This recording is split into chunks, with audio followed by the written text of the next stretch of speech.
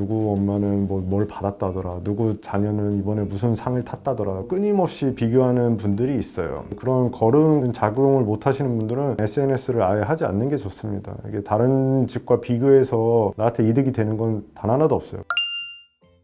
가정을 파탄에 이르게 하는 최악의 아내 탑5 한번 꼽아볼 수 있을까요? 우선 5위를 말씀드리면 의부증입니다. 의부증. 남편의 어떠한 인간관계에 관해서 과도하게 집착하고 직장이나 기타 업무를 함에 있어서 여자 관계가 있을 수밖에 없잖아요. 이런 분들은 갈등이 극대화되고 유발되면서 결국에 이혼까지 가는 경우가 꽤 많습니다. 그걸 넘어서서 이제 휴대전화에 뭐 연인이나 뭐 그런 앱 해서 일거수일투족을 감시하고 위치 추적 기능까지 되는 뭐 그런 거를 설치하는 부부들도 생각보다 꽤 많이 있고, 결국에는 이런 것들이 다 남편의 사회생활을 방해하고, 어디 뭐 예를 들어 회식하면 누구랑 먹고 있는지 영상통화 찍어라, 사진 찍어 보내라, 이런 걸 시작으로 해서 뭐 자기 집과 회사에서 조금만 벗어나면 바로 전화해가지고 어디냐, 누구랑 있냐, 이런 거를 꼬치꼬치 캐묻는 분들이 간혹 있어요. 그래서 이런 경향이 있는 분은 나중에 결국에는 부부간에 파탄이 올 수 있는 가능성이 매우 높다, 이렇게 생각을 합니다. 그리고 이제 네 번째, 이것도 뭐 남녀 뭐 가릴 건 없지만 우울증이에요. 여자의 경우에 아이를 갖게 되면서 산전, 산후 우울증이 올 수 있고, 그거는 당연히 이제 뭐 잘못된 게 아니죠. 산후 우울증이나 산전 우울증을 잘 극복하지 못하거나 아니면 뭐 그 결혼 이전부터 이미 우울증이 심하신 분들은 조금만 상황의 변화가 오거나 자신의 마음에 들지 않은 상황이면 극도로 심하게 우울증이나 조울증 현상이 오기 마련이거든요. 우울증이라는 거는 병이고 계속 자기가 개선하려고 노력을 하고 병원도 다니면서 해야 되는데, 이런 어떤 개선의 의지가 없이 계속 무기력해져 있고 이런 조울증이나 우울증이 심화되면 집안 분위기가 침울해질 수밖에 없고, 자녀들뿐만 아니라 아내와도 다툼이 많아질 수밖에 없고, 결국에는 가정의 불화로 갈 수밖에 없는 상황이기 때문에 이 우울증이 당연히 개인의 예방이나 이런 걸로 막을 수 없는 부분도 있어요. 하지만은 이런 우울증이나 이런 정신적인 문제가 있으면 뭐 가정의 불화가 생기는 요소가 많아질 수밖에 없다는 것도 현실이니까 잘 참고하시기 바랍니다. 3위는 게으름이에요. 특히 뭐 여성분의 경우 결혼을 하면서 부득이하게 뭐 일을 하던 거를 안 할 수도 있고, 원래부터 일을 안 하셨던 분들일 수도 있고, 전업주부면 그래도 어쨌든 전업주부로서 어느 정도 역할을 해야 되잖아요. 예를 들어 뭐 아이들의 교육이든 아이들의 뭐 양육이든 부양이든 아니면 집안일이든 이런 거를 전혀 하지 않는 분들이 간혹 있어요. 제가 이제 의뢰인들을 만나보면. 그래서 사진을 찍어 온 걸 보면 집안 상태가 너무 개판이에요. 설거지가 며칠씩 쌓여 있는 건 기본이고, 빨래도 쌓여 있고, 뭐 집안이 거의 쓰레기장처럼 있는데 전업주부로서 최소한의 어떠한 그런 일을 하지 못할 정도의 게으름을 넘어서서 이것도 어느 정도 병적인 수준에 이르르면 결국에는 가정 불화가 나올 수밖에 없고, 그로 인해 이혼 소송으로 발전해서 저에게 오시는 분들도 꽤 많고, 결국에는 어떻게 되냐, 자기 관리가 안 되고 계속 누워서 TV만 보시는 분들도 꽤 많아요. 이런 것들이 갈등으로 일어나기 마련이고, 뭐 자녀뿐만 아니라 남편, 더 나아가서 이제 시댁 부모님들이나 장인 장모님이 왔을 때도 갈등이 유발될 수밖에 없기 때문에, 이러한 게으름 상태가 심각한 여성분과는 결혼을 좀 생각을 해보시는 걸 추천합니다. 그 다음에 2위는 다른 집과의 비교예요. 비교. 이제 인스타그램을 보다 보면 거긴 대부분 좋은 것만 올리잖아요. 불특정 다수에게 보여지다 보니까 그런 걸 보고 어느 정도 걸러야 되는 능력이 있거든요. 그래야 되는데 그렇지 못한 분들이 있어요. 누구 집은 이번에 어디를 갔다 왔더라, 누구 엄마는 뭐 뭘 받았다더라, 누구 자녀는 이번에 무슨 상을 탔다더라, 끊임없이 비교하는 분들이 있어요. 그런 거른 작용을 못 하시는 분들은 SNS를 아예 하지 않는 게 좋습니다. 이게 다른 집과 비교해서 나한테 이득이 되는 건 단 하나도 없어요. 비교 자체를 함으로써 이미 그 비교 대상인 남편과 자녀들의 자존감이 떨어질 뿐만 아니라 그런 말을 하는 본인에게도 어떻게 보면 비참한 얘기일 수도 있거든요. 그렇기 때문에 이러한 비교는 100% 가정의 불화를 가져오고 불행을 가져오기 때문에 보시더라도 어느 정도 걸러보고, 되도록이면 그런 비교를 위한 SNS는 하지 않는 게 좋다고 봅니다. 마지막은 과소비예요. 과소비.